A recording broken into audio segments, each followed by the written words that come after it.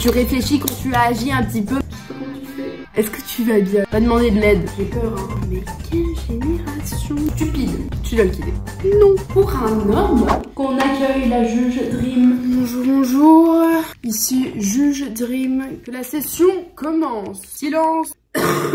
Aujourd'hui, nous nous retrouvons pour confession, secret, tabou, bref, toutes les merdes dans notre vie qui s'accumulent. Et nous allons les juger et réagir ensemble. Aujourd'hui, nous avons affaire à moult problèmes. Et je le dis en tant que disclaimer, vous avez tous besoin d'aller voir une psychologue. Comment c'est possible d'avoir ce genre de problème? Certains d'entre vous souffrent d'histoires, d'autres sont complètement malades. Ça va être intense. Parce que j'avais fait une story sur Instagram. Si vous me suivez pas, vous devez. Conseil pour toutes les personnes qui me suivent pas sur Instagram. C'est juste là. Y a pas d'excuses. Donc j'ai fait une story et je vous ai demandé de partager votre histoire. Nous avons sélectionné les plus terribles, les plus horribles histoires qui vous est arrivées et je vais les juger. Pour qui je me prends, vous pouvez me demander, je sais pas. Bon, tout ça est du second degré. Cependant, j'ai quand même demandé que ces histoires doivent être vraies. De toute manière, si elles sont pas vraies, je les verrai. Je suis juge, ça se voit. Hein? Allez, on commence ou... J'ai un peu envie d'enlever les lunettes parce que je vois pas grand chose. Vous avez vu comment je me suis bien vite là?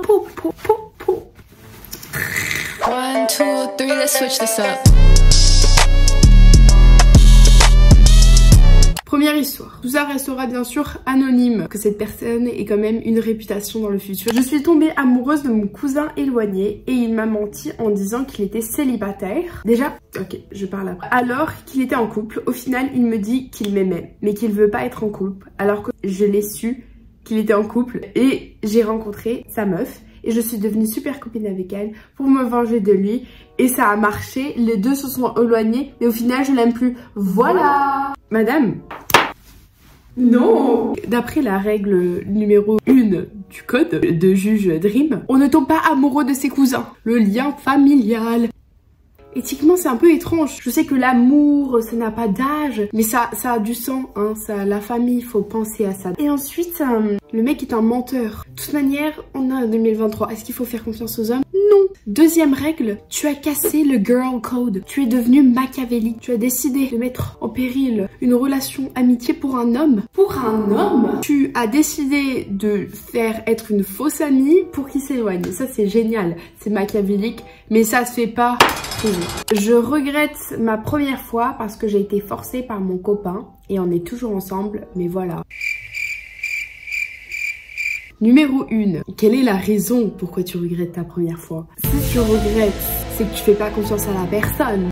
Donc pourquoi tu es toujours avec cette personne? Et peut-être que la relation, c'était trop tôt. Basé sur la gênance comme ça dès le début, moi je me sens pas bien. Si je me mets dans ta peau, hein, je peux me permettre, je trouve ça un peu étrange. Je dis pas que tu dois le quitter, mais tu dois le quitter. Je fais croire à mes parents qu'une fille de la gym avait cassé mon tel et ses parents ont porté plainte. On parle de plainte, on parle d'autres juges. Donc madame, tu ne veux pas assumer les conséquences. Et tu matures. À cause de ça, tes parents, ils ont appelé les parents de la fille de la gym.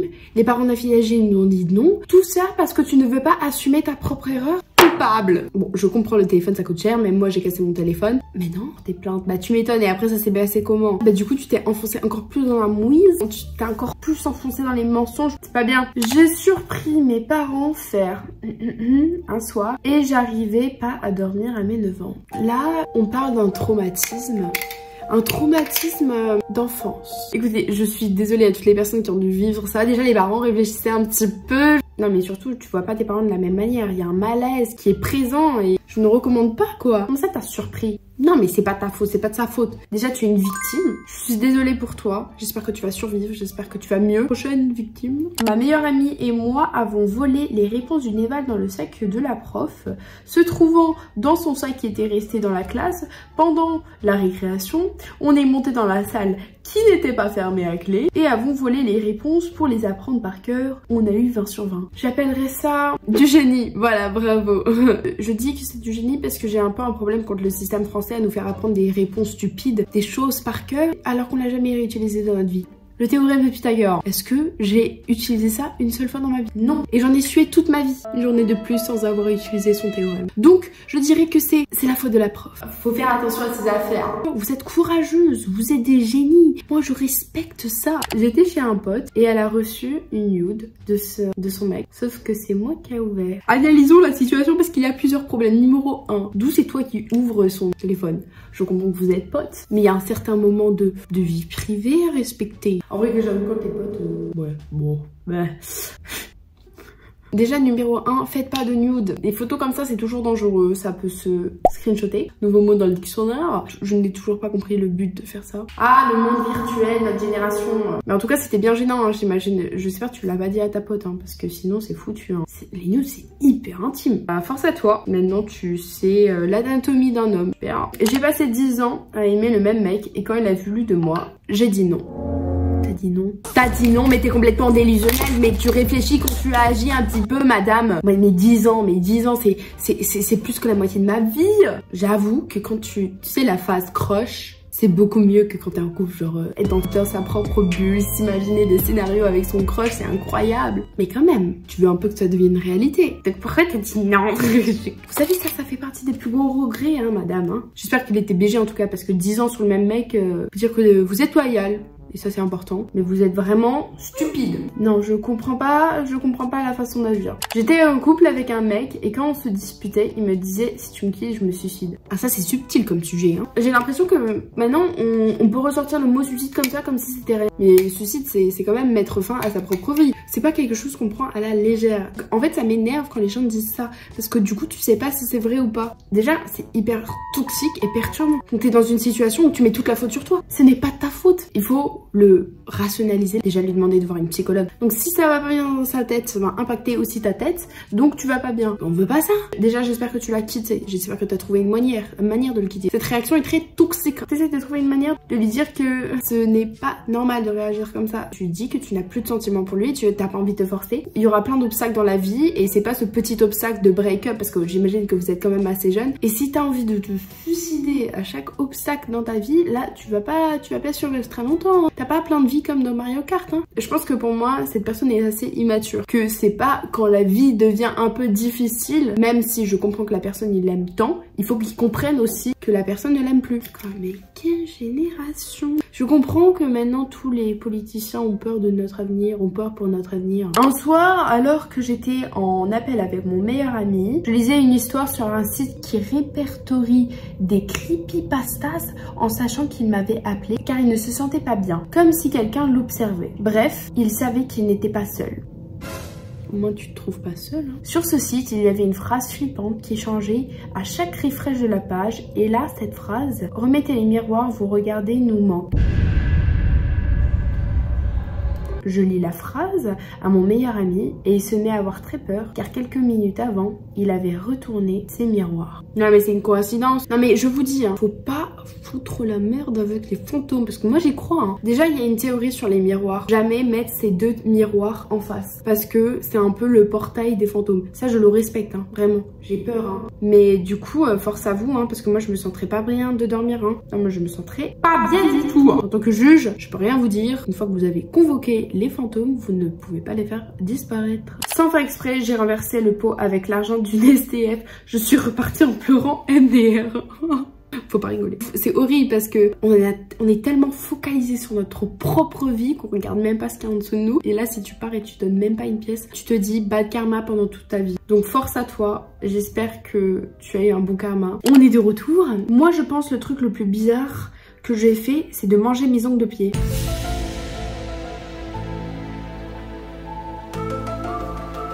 Attendez, j'arrive. J'ai perdu toute foi en notre génération. Je n'ai plus les mots. Les comportements des jeunes se détériorent et la société ne sait pas comment réagir face à ça. Des comportements communs sont tomber amoureux de leurs cousins. D'autres manger les ongles de leurs pieds. Nous sommes dans le chaos. Nous avons besoin d'aide. Donc déjà, les mains ça touche partout. Mais les pieds c'est dégueulasse. Il y a la puanteur, les chaussettes, les chaussures, l'environnement. Je te recommande de comprendre pourquoi tu fais ce comportement. Tu le fais sur tes pieds, pas sur tes mains, et pourquoi tu le fais tout court. Essaye de chercher la raison derrière toi et va voir un psy surtout. Va demander de l'aide. coupable. De l'aide, il en faut. J'ai couché, oh là là, avec mon cousin le soir de Noël, sauf que son père nous a cramé. Bravo au père, comme ça il est au courant et comme ça c'est bien gênant et comme ça il n'y a pas de relation entre cousin-cousine. Numéro 1, je te traite de coupable parce que tu casses la première règle du code juridique Dream. Les cousins. Qu'est-ce que vous avez avec les cousins? C'est vraiment les gens qui sont dans la famille. Vous êtes si désespérés que vous devez regarder dans votre famille pour trouver une relation. Cousin, ça me dégoûte. Le soir de Noël, petit cadeau pour le cousin et la cousine. Mais non, mais maintenant il y a une gênance. Comment vous faites pour vivre? Et comment le père réagit? Bonjour Valentine. Bonjour. Je vais te raconter l'histoire que j'ai vécue et que je ne souhaite à personne parce que c'est horrible. Il y a quelques jours, j'ai appris que ma meilleure amie aimait un garçon et il s'agit que moi aussi. Je lui ai dit et elle m'a répondu: ah non, je suis désolée, je t'inquiète. T'inquiète pas, je ne ferai rien avec lui. Bien, on se dispute pas. Sur un garçon, on respecte le girl code. Et je lui ai dit merci beaucoup, c'est super gentil et moi non plus. Friendship. Et 4 jours plus tard, elle va voir son crush, qui est aussi le mien. Menteuse. Et elle lui dit: tu veux qu'on sorte après les cours? Elle lui dit devant moi, tellement choquée que je n'ai pas réussi à parler. Bah tu m'étonnes. Oh là là. À la récré, elle va le voir et elle fait comme la fille qui drague et qui aime se faire remarquer. Et devant tout le monde, elle m'humilie et elle me dit: une fois elle s'est pissée dessus. C'était totalement faux. Et je suis partie en pleurant et elle n'arrêtait pas de rigoler. Oh mon dieu. Numéro 1, une relation toxique amicale. Moi je croyais que c'était des vrais amis. Au début ça commence tout beau, mais efface-la de ta vie qu'elle aime pas, mais ça se fait pas. Et ensuite elle devient une fausse personne devant le mec pour le plaire. Moi ce que je déduis c'est qu'elle a tellement pas confiance en elle qu'elle se crée une fausse personnalité pour plaire au gars. Non mais c'est pas possible. Soit tu es complètement aveugle pour comprendre que c'était ta vraie amie, soit c'est une vraie peste. 2 fois, elle t'humilie 2 fois. Une fois devant pour prendre ton crush et une deuxième fois pour mentir. En plus un mensonge comme ça, je sais pas, ça se prend pas à la légère. Moi j'aurais commencé hein. Il est passé où le respect? Mais non mais j'espère que tu es plus pote avec elle hein. Parce que ça prouve comment elle réagit, qu'elle est égoïste et qu'elle pense à elle en premier. En 5e, j'ai porté plainte à l'inspection parce que mon prof de sport m'avait touché à la poitrine. Voilà, c'était horrible, je veux plus jamais revivre ça et je le souhaite à personne de le vivre. Mais les profs de sport, ils sont toujours un peu bizarres, on est d'accord? Est-ce qu'ils ont fait quelque chose? J'espère qu'ils ont fait quelque chose. Déjà, tu es une victime, c'est horrible. C'est pas normal, genre, je sais pas, le prof déjà, il est dans un établissement scolaire, il devrait apprendre à se comporter et d'où il touche la poitrine. Normalement, il devrait être renvoyé et il devrait plus avoir la licence d'éduquer. Hein. Vraiment, le prof, il est coupable. C'est quoi ce monde? Et après, c'est un traumatisme sur toi. Tu vas te re-questionner, tu vas penser que c'est ta faute ou quoi que ce soit. J'espère que tu penses pas que c'est le cas. J'espère que l'école a bien agi. Quand j'étais petite, j'ai mangé de la lessive en poudre car je m'étais cachée dans le sèche-linge. As-tu pris conscience peut-être des conséquences d'avaler et d'ingérer de la poudre de lessive? Parce que la lessive c'est fait pour laver les habits, pas pour laver ton corps. Il faut savoir que la lessive liquide, un véritable concentré d'agents tensifiques, a des effets très nocifs et provoque des vomissements. Elle entraîne des conjonctivites et des atteintes de la cornée si elle passe dans les poumons. Es-tu toujours en vie? Je me demande, hein. Est-ce que tu vas bien? Est-ce que tu sors bien? Ça se trouve, elle a cru qu'elle était dans Astérix Obélix, elle va avoir des super pouvoirs. Force à toi, hein. T'aurais pu mourir, hein. Il y a une histoire très longue, donc je vais la lire. Coucou, voici mon anecdote. Je suis au collège, 3e, et parmi les conducteurs de bus scolaires, il y en a en particulier que tout le monde connaît. Ça s'est passé il y a quelques années quand j'étais en CM2. Un jour, ma meilleure amie de l'époque et moi, nous étions dans le burg de notre petite ville de la campagne et on décide d'aller chez moi à pied. Il y a environ 2 km entre la ville et la maison. Entre ces 2 km, il y a une petite route et la forêt. Donc on décide d'aller chez moi avec ma meilleure amie. On passe par cette route et le conducteur de bus nous propose de nous ramener chez nous. Nous on le connaissait, mais nos parents ne le connaissaient pas et on nous a toujours répété de ne pas monter dans les voitures d'inconnus. Bravo, vos parents sont bien éduqués. Alors on refuse gentiment et commence à hausser le ton et à s'énerver. Pourquoi tu t'énerves? Sur le moment, je comprends qu'il est complètement bourré et mon amie aussi. Elle sort son téléphone et fait genre que sa mère, elle l'appelle. Ah, le téléphone, vraiment, il faut dans les situations. Moi je dis, mince, ma maman m'a dit non, je suis désolée, je dois partir. Elle me dit, il faut qu'on y aille, ma mère nous attend à l'entrée du bois. Évidemment, sa mère ne nous attendait pas sans avoir fait ce manchot, je ne saurais pas ce qui aurait pu arriver. Plus tard, on a entendu qu'il avait déjà invité des enfants à venir manger chez lui alors qu'il passait juste devant chez lui. Je pense que ce jour-là, on a évité un kidnapping ou un viol ou quelque chose comme ça. Mais tu vis où? Bravo d'avoir bien réagi et d'avoir pas monté dans une voiture, même dans un bus. J'ai déjà empoisonné le verre d'une fille que je détestais en primaire à la cantine et elle a vomi. T'as mis de la lessive? Coupable. Mais pourquoi? Parce que tu l'as détesté. Mais tu peux lui parler, tu peux lui confronter. Mais tu es méchant, tu es machiavélique. À tel point qu'elle a vomi, moi je veux bien la recette. Hein. Mon père m'a touchée. Ma soeur et moi, quand j'avais 10 ans et 13 ans, on l'a dit à notre mère. Comme ça, il t'a touché. D'où... Je suis désolée, c'est horrible. Parce que ton papa, c'est quelqu'un que tu t'admires, c'est ton héros, que tu portes de confiance. Ah, man. Ah, mais des fois, il faut réfléchir. Hein. Pourquoi ces filles... Là, j'ai l'impression, d'après qu'elle le raconte, qu'elle se sent mal. Mais elle doit pas se sentir mal. C'est le père qui doit réfléchir un peu à sa vie, remettre sa vie en compte. Je me traite de coupable, je mets 25 ans en prison, c'est pas possible. J'ai perdu ma cousine à cause d'un harcèlement. Ça fait maintenant 3 ans et je n'arrive pas à m'y faire. Pression scolaire, harcèlement. C'est vraiment un problème dans notre société. Hein. Ouh là là. Mais surtout, des fois, on le voit même pas et c'est ça le pire. Et du coup, tu commences à mettre ta faute sur toi. Moi, je suis rancunière. J'aurais tellement de haine. C'est pas normal déjà de se faire harceler et en plus de perdre la... Les gens qui juste font des petites moqueries comme ça, hein. Ça impacte tellement une personne. Si vous voyez quelqu'un qui se fait harceler, aidez la personne. Prochain.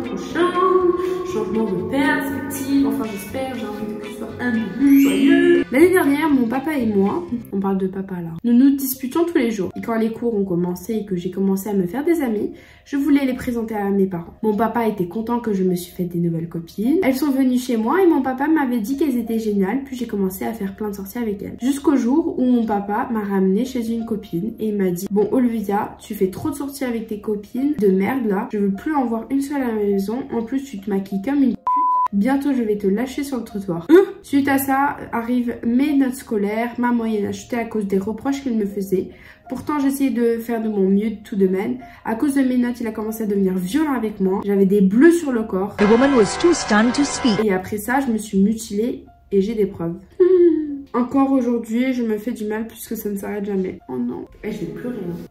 C'est grave. Ton père, mais les papas quitterait son enfant de cette manière. Franchement, j'espère que t'es allé voir quelqu'un pour t'aider. Et après, tu mets toute cette haine de ton père sur toi-même et tu t'auto-mutiles. Non mais là, je sais pas comment réagir parce que... Mais elle est où la mère? Enfin, sans être indiscrète. Oh, c'est moche ce monde-là. Déjà, j'espère que tu l'as confronté pour essayer de comprendre pourquoi il te fait du mal, pourquoi il agit. T'essayes de lui dire que t'es sa fille, t'es pas un punching bag, quoi. S'il a envie de se défouler, qu'il le fasse à la boxe, pas sur elle. Et si t'as trop peur, j'espère que t'as appelé quelqu'un, une assistance, une aide, parce que là, c'est plus possible. Bonjour Valentine, je souhaite raconter mon histoire. Quand j'étais petite, je vivais dans une vieille maison et je faisais toujours le même rêve qui me terrifiait. Je rêvais d'une vieille femme qui rentrait avec ses petits-enfants pour venir me tuer. Donc mes parents décidaient de m'amener voir une sorte de médium qu'ils connaissaient. Le médium a dit que c'était une femme qui avait vécu autrefois dans ma maison et qu'elle essayait de se manifester à travers mes rêves. Après ce rendez-vous, je n'ai plus jamais fait de rêve du tout, mais cela m'a quand même traumatisée parce que j'étais qu'une enfant qui se faisait tuer dans ses rêves. Je vous dis, les fantômes existent. Les fantômes sont là, sont présents. En philosophie, vous allez l'apprendre si vous êtes en terminale, mais les rêves reflètent vraiment une partie de nous-mêmes, reflètent notre personnalité. Les rêves disent la vérité. T'as un pouvoir, hein. C'est que t'as ressenti la présence d'un fantôme. Je sais pas comment tu fais. Mais waouh! Voilà, Juge Dream a fini de juger vos confessions. C'était fort émouvant, ça fait 1 heure que je parle. Nous allons tout de suite répondre à la question du jour de... User WV, je vais pas le dire parce que la prochaine fois que vous posez une question du jour, s'il vous plaît, ayez un nom d'utilisateur normal. Quelle a été la youtubeuse que tu as suivie en premier ou celle qui t'a donné envie de faire une chaîne YouTube? Yes, moi c'est toi. Merci. Non, moi la première youtubeuse c'était une fille anglaise qui s'appelle Alicia Murray. Je trouvais que ses vidéos elles sont incroyables, elle avait plein d'énergie, elle faisait plein de séries, les back to school et tout. Et j'avais juste trop envie d'en faire la même chose, créer des scripts. Elle m'a fait découvrir l'univers, donc voilà. J'espère en tout cas que vous avez aimé cette vidéo. Si c'est le cas, n'oubliez surtout pas de vous abonner, de liker, de cliquer sur la cloche de notification. On se retrouve dans une prochaine vidéo. Adios!